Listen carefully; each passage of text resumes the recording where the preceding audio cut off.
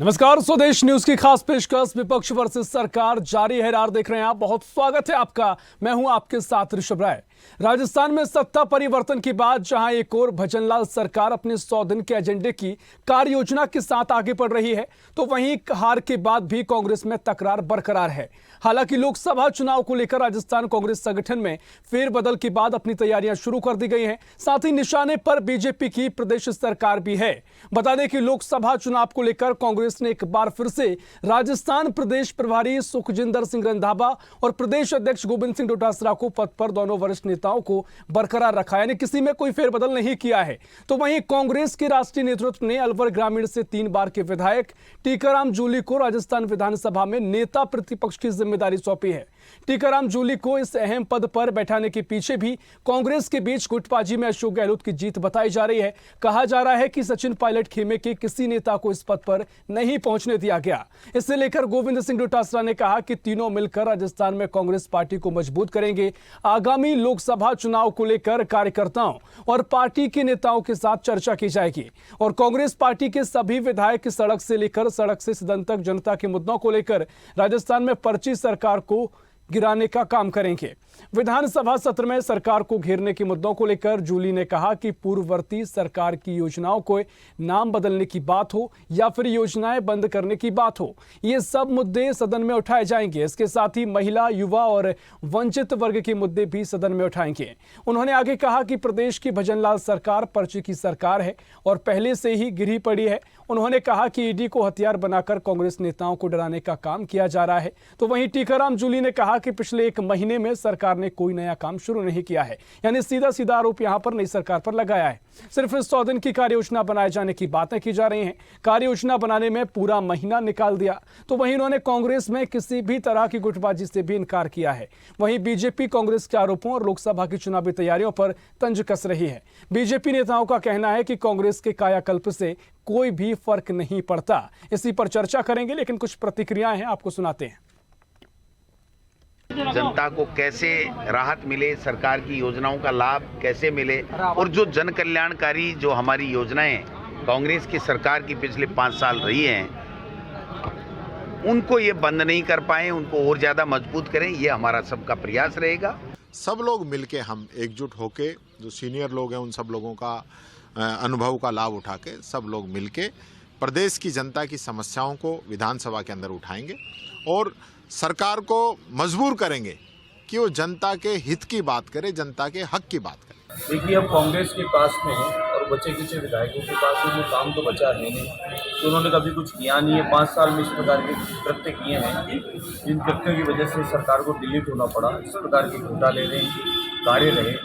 अब यहाँ पर भारतीय जनता पार्टी की सुशासन राम राज्य की सरकार स्थापित हो गई। पहले अपनी यात्रा, न्याय यात्रा चालू करने से पहले ही इनके घर के लोग छोड़ के जा रहे हैं कि कौन इस डूबती नैया में बैठेगा। अपने घरों की पहले चिंता कर ले।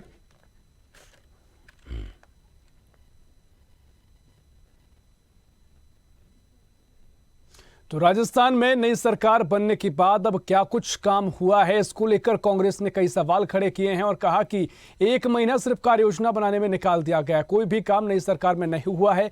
ऐसे तमाम आरोप कांग्रेस ने लगाए हैं और इसी पर चर्चा करेंगे। कौन कौन से मेहमान हमारे साथ जुड़ेंगे, आपका तारुफ करा देते हैं। इसी मामले पर चर्चा के लिए हमारे साथ बीजेपी से मदन प्रजापति जुड़ गए हैं, बहुत स्वागत है आपका।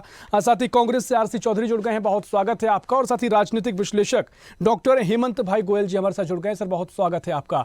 सबसे पहले हेमंत सर, मैं आप ही के पास आना चाहूंगा और समझना चाहूंगा कि जिस तरीके से राजस्थान में नई सरकार बनी और नई अब तरीके से बयानबाजी देखने को मिल रही है, कांग्रेस ने नेता प्रतिपक्ष बनाने में थोड़ा समय जरूर लगाया, लेकिन अब आगे की तैयारी में कांग्रेस भी जुट गई है। और जिस तरीके से कई आरोप लगाए हैं कि सड़क से लेकर सदन तक के मुद्दे उठाए जाएंगे और लोकसभा चुनाव को लेकर क्या स्थिति आप राजस्थान में देख रहे हैं, क्या कुछ स्थिति फिलहाल आपको नजर आ रही है? देखिए, 5 दिसंबर को कांग्रेस विधायक दल की मीटिंग हुई थी नेता के लिए, लेकिन 41 दिन बाद कांग्रेस अपना नेता प्रतिपक्ष चुन पाई है और उन्होंने टीकाराम जूली को इस पद पर चुना है। इसके कई मायने हैं।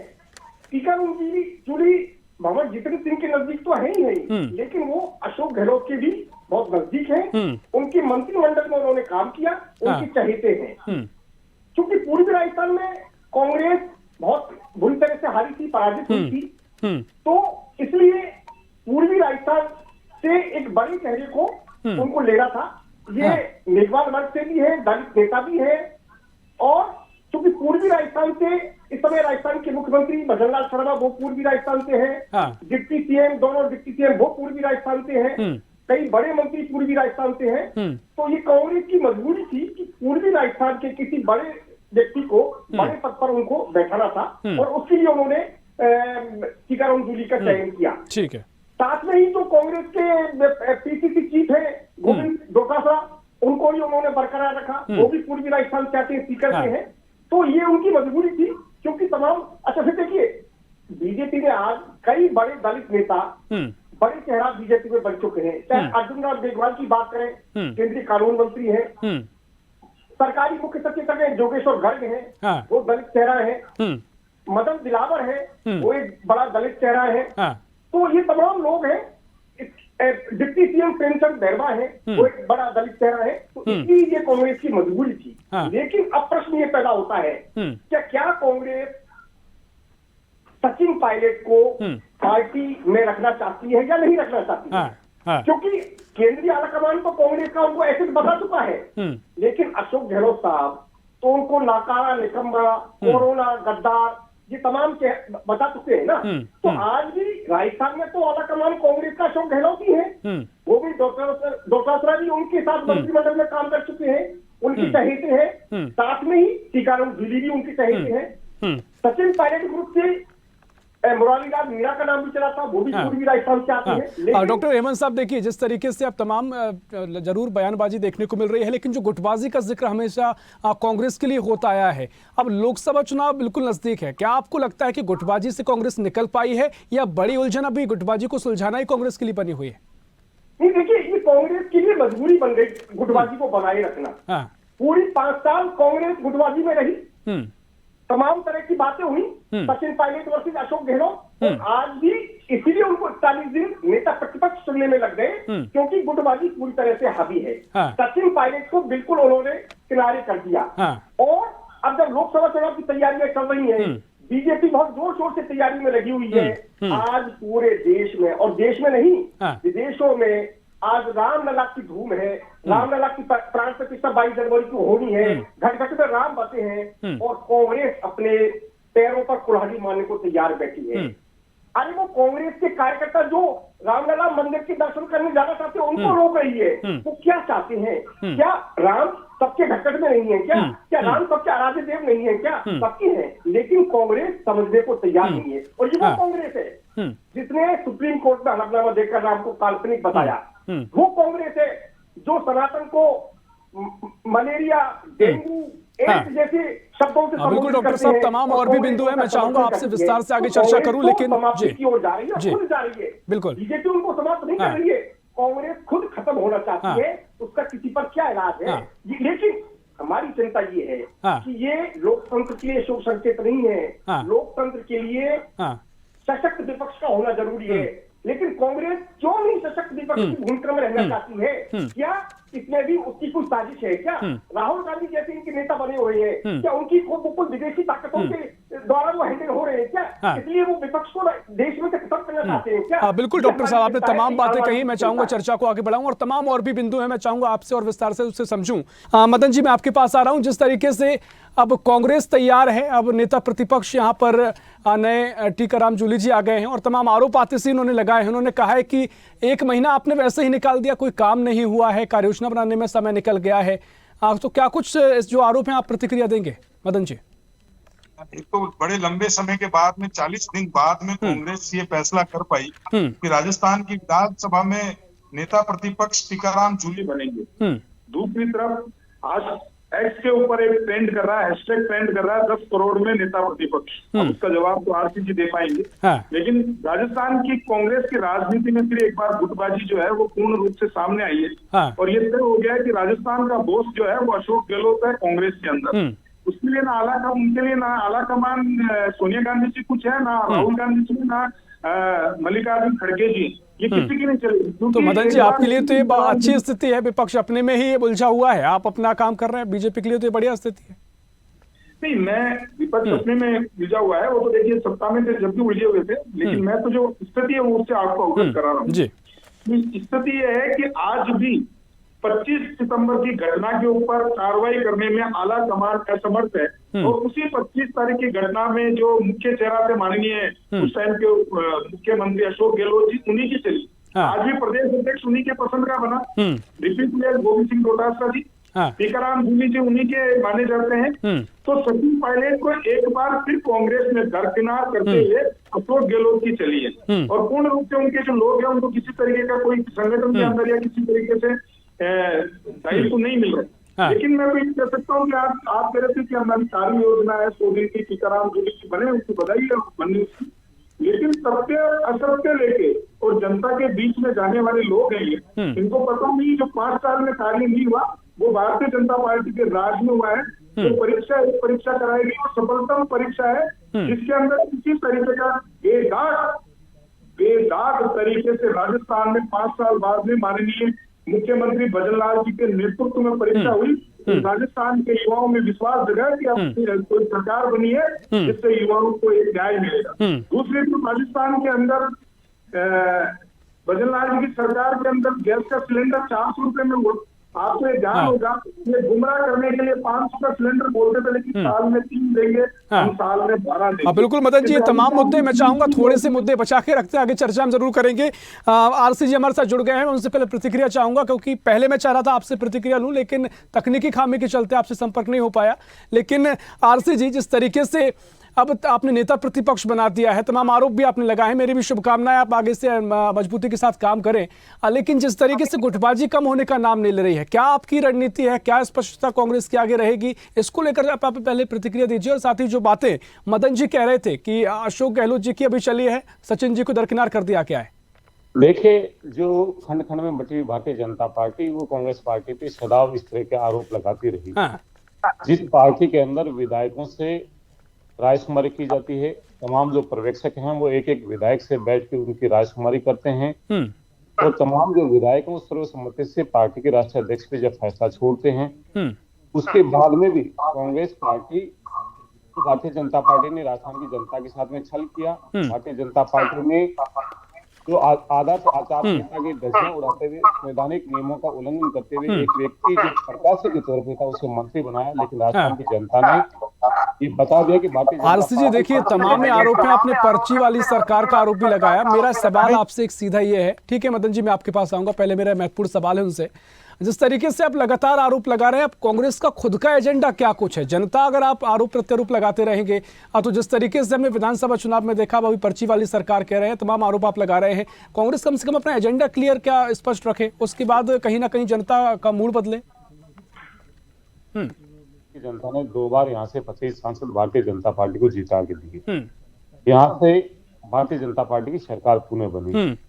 जो प्रधानमंत्री जी ने जो घोषणा पत्र में जो वादे किए थे, जो इन्होंने भारतीय जनता पार्टी जो घोषणा पत्र में वादे लेके आई, राजस्थान के अंदर जो यूपीए के शासन के समय में जो परियोजनाएं स्वीकृत कर ली गई थी और उन्हें खराब मानसिकता से लंबित कर दिया गया, चाहे रिफाइनरी हो, चाहे भीलवाड़ा में मेमोकॉस फैक्ट्री हो, चाहे रेलवे लाइन्स हो, चाहे ईआरसीपी को राष्ट्रीय परियोजना घोषित करने का वादा स्वयं प्रधानमंत्री का हो, 5 साल तक उन्होंने एक शब्द नहीं बोला। राजस्थान में जो कांग्रेस पार्टी है वो राजस्थान की जनता की आवाज को मुखर करेगी। हमें जो एक विपक्ष की भूमिका दी गई है, हम जनता की आवाज को चाहे सदन के अंदर हो चाहे सड़कों पे हो, जनता के मुद्दों पे हम जवाब मांगेंगे। हम पूछना चाहते हैं भारतीय जनता पार्टी के नेताओं से, ये सदैव ये कहते रहते थे कि राजस्थान के अंदर जो पेट्रोल और डीजल 12 रुपए महंगा है, राजस्थान का पेट्रोल और डीजल हरियाणा और पंजाब से सस्ता कब होगा? हम ये पूछना चाहते हैं कि 1 महीना हो गया, वेट कम क्यों नहीं किया? हम इनसे पूछना चाहते हैं कि राजस्थान के किसानों का, आपने किसान सम्मान निधि की बात की थी, वो 12,000 रुपए की घोषणा आज तक क्यों नहीं हुई? हम इनसे पूछना चाहते हैं कि राजस्थान के उपभोक्ताओं को जो कांग्रेस पार्टी ने 400 रुपए में सिलेंडर देने का वादा किया था, इन्होंने घोषणा तो कर दी, लेकिन आज तक एक भी लाभार्थी को ये सिलेंडर नहीं दे पाए। ये पूछना चाहेंगे। हम इनसे पूछना चाहेंगे कि जो हमारी योजनाओं का इंदिरा रसोई योजना थी जो प्रदेश के लोगों को गुणवत्तापूर्ण के खाना दे रही थी, उसका बजट आधा करके। ठीक है, बड़ी एक फहरिस्त आपकी है आरोपों की, मैं चाहूंगा चर्चा को कि युवाओं को लेके जो रोस्टर की इन्होंने बात की थी, युवाओं की जो बात की थी, उस पर ये चुप क्यों है? ये भारतीय जनता पार्टी के नेता ये कहते थे कि जो राजस्थान के अंदर आसान प्रशासनिक सेवा की मुख्य परीक्षा की तिथि को आगे बढ़ाया जाए, आज वो युवा मांग कर रहे हैं। ठीक है, मैंने वही सवाल भी आपसे किया था कि आप आरोप तमाम लगा रहे हैं, लेकिन कांग्रेस का एजेंडा क्या कुछ है? ठीक है, मैं पहले एक क्विक रिएक्शन ले लेता हूं। मदन जी, आपका एक क्विक रिएक्शन चाहूंगा जो तमाम बातें उन्होंने कही, और पर्ची वाली सरकार से लेकर जो योजनाओं के नाम बदलने को लेकर या योजना बदलने को लेकर, बंद करने को लेकर तमाम आरोप हैं, और साथ ही जो आरोप उन्होंने लगाए उस पर आपकी क्विक रिएक्शन चाहूंगा। मदन जी। बिल्कुल, बहुत अच्छी बात बोली आरसी चौधरी जी ने। मैं अवगत करा देता हूँ। आरसी चौधरी जी ने पहले तो बोला कि आचार संहिता का उल्लंघन किया। मैं आपके चैनल के माध्यम से जिम्मेदारी से आरसी चौधरी जी से पूछना चाहता हूँ कि कौन सी धारा के तहत और कौन से नियम का आचार संहिता का उल्लंघन किया, आप एक बार बता दें झूठ परोसने से पहले। दूसरी चीज इन्होंने कहा कि चिरंजीवी अन्नपूर्णा का नाम बदल दिया। भाई, इस देश में गांधी जी, इंदिरा गांधी सब कुछ है क्या? हम तो भोजन देके किसी को नाम और किसी पे एहसान नहीं करना चाहते। आप क्यों 2 टाइम का किसी गरीब को खाना खिला के और अपना नाम करना चाहते हैं?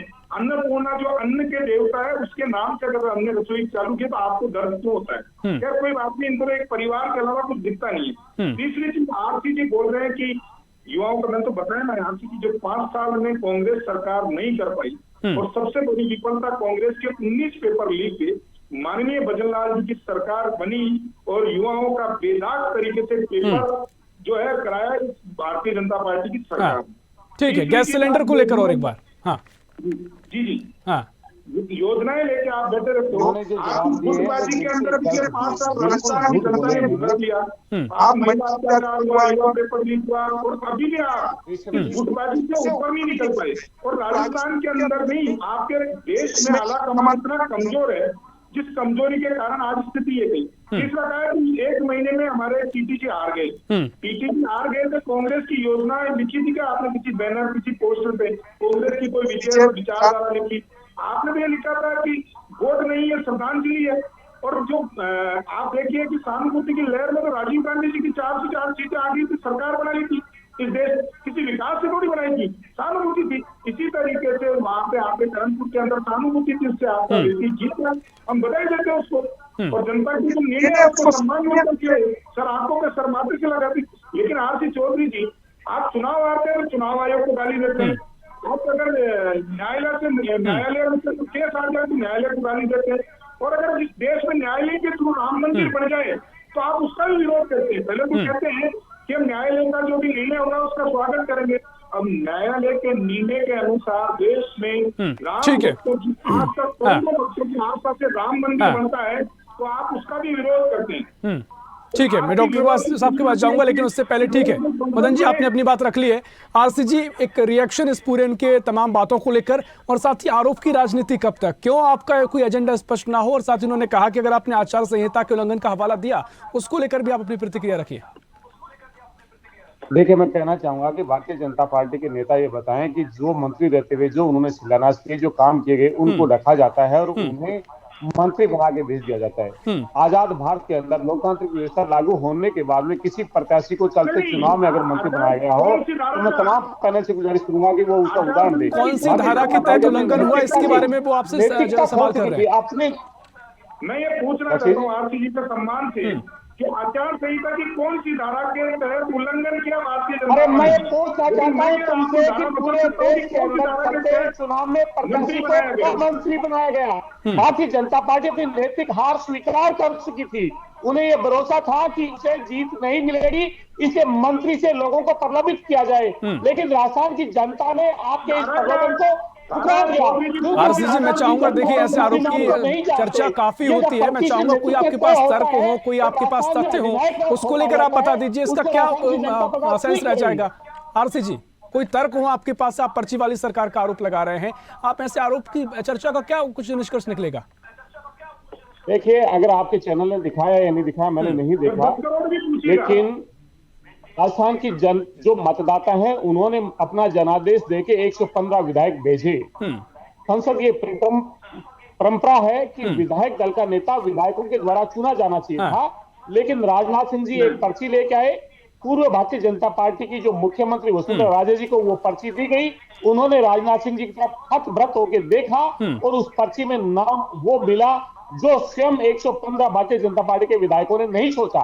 ये राजस्थान की जनता के जनादेश का अपमान था। राजस्थान के विधायक अपने विधायक दल के नेता का समय की हमारे पास कमी है। ठीक है, समय की हमारे पास कमी है। मुझे डॉक्टर साहब के पास भी जाना है। पर्ची की सरकार है, वहीं से पर्ची के माध्यम से मुख्यमंत्री 3 बार दिल्ली के। ठीक है, मैं आपके पास लौटूंगा, कोई डायरेक्शन आप करूंगा, लेकिन डॉक्टर साहब मैं आपके पास आ रहा हूं। ठीक है मदन जी, आरसी जी, मैंने आपकी बात सुन लिया। ठीक है, एक मिनट रुक जाइए। ठीक है, ठीक है, आप लगातार बोल रहे हैं। ठीक है, मैं चाहूंगा थोड़ी चर्चा, थोड़े समय बचा है, उस पर क्लियर चर्चा हो जाए। हाँ ठीक है मदन जी।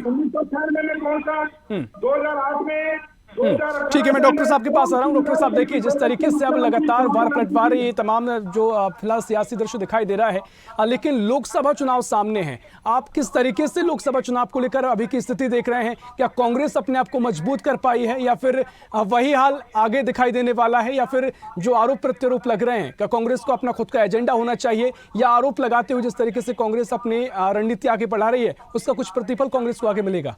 डॉक्टर साहब देखिए, पिछले चुनावों में जब कांग्रेस सरकार ने राजस्थान में सरकार बनाई, कांग्रेस पार्टी ने, तब भी बीजेपी को 24 सीटें मिली थी, 1 सीट हनुमान बेनीवाल की थी। तो आप ये मान के चलिए कि लोकसभा की 25 सीटें बीजेपी को मिल रही हैं। और जब पूरे देश में राष्ट्रवाद की लहर चल रही है, राम लला की लहर चल रही है, और कांग्रेस राम को मानने को तैयार नहीं है, तो कांग्रेस को जनता के मूड को भापने को ही तैयार नहीं है। कांग्रेस तो बिल्कुल विपरीत दिशा में जा रही है, और ऐसा लगता है जैसे कोई विदेशी ताकतों के तहत कांग्रेस पार्टी चल रही है। तो आप ये मान के चलिए। और अभी जो आरसी चौधरी जी कह रहे थे कि भाई टीटी को मंत्री बना दिया, अरे भाई चैनल पर आरोप लगाने से थोड़ी काम चलेगा। अगर आचार संहिता का उल्लंघन हुआ तो आप क्यों नहीं चुनाव आयोग गए? अब तक आपको चुनाव आयोग से कार्रवाई करनी चाहिए। चुनाव आयोग नहीं सुनता है तो सुप्रीम कोर्ट जाना चाहिए था। आपको इसको नेशनल इशू बनाना चाहिए था। चैनल पर बैठने से आचार संहिता के उल्लंघन पर कार्रवाई नहीं हो पाएगी। और जहां तक काम की बात है, 1 महीने में आज जो भजनलाल सरकार ने काम किया, आगे का मुझे नहीं पता, लेकिन 1 साल में 1 महीने में जो एक्शन उन्होंने लिए, SIT का गठन कर दिया, ठीक है, उन्होंने एंटी गैंगस्टर फोर्स का गठन कर दिया, 450 रुपए में गैस सिलेंडर स्कीम को चालू कर दिया। कांग्रेस शासन की किसी भी स्कीम को बंद नहीं किया। इंदिरा रसोई योजना को भी उन्होंने चालू रखा, बल्कि और उसमें उसको अपग्रेड किया है। और जहां तक इंदिरा नाम हटाने का मतलब है, अरे भाई क्या केवल इंदिरा गांधी और नेहरू और ये लोग ही रह गए क्या? दूसरे लोग नहीं है, महापुरुष और नहीं है देश में? कब तक आप इनकी गुलामी करते रहेंगे? निश्चित तौर पर यहाँ पर तमाम सवाल हैं और तमाम बिंदु पर हैं जिन पर चर्चा हो सकती है। क्या कुछ रणनीति दोनों ही दलों की, ये देखना बड़ा महत्वपूर्ण, लेकिन समय हमारे पास इतना ही है। मैं बहुत शुक्रिया करना चाहूंगा आप सभी मेहमानों के चर्चा में शामिल होने के लिए। तो राजस्थान में लगातार जिस तरीके से नई सरकार बनी और कांग्रेस ने भी अपनी तैयारियां लोकसभा को लेकर शुरू कर दी हैं, लेकिन आरोप और प्रत्यारोप के अलावा ही किसी तरह का कोई एजेंडा कांग्रेस के पास दिखाई नहीं दे रहा है। लेकिन आगे देखना महत्वपूर्ण होगा कांग्रेस की जो नई शुरुआत है वो कहां तक लोकसभा चुनाव को लेकर कांग्रेस को पहुंचाती है। फिलहाल के लिए इस खास पेशकश में इतना ही। देश प्रदेश की और भी खबरों के लिए देखते रहिए स्वदेश न्यूज, सबसे पहले देश।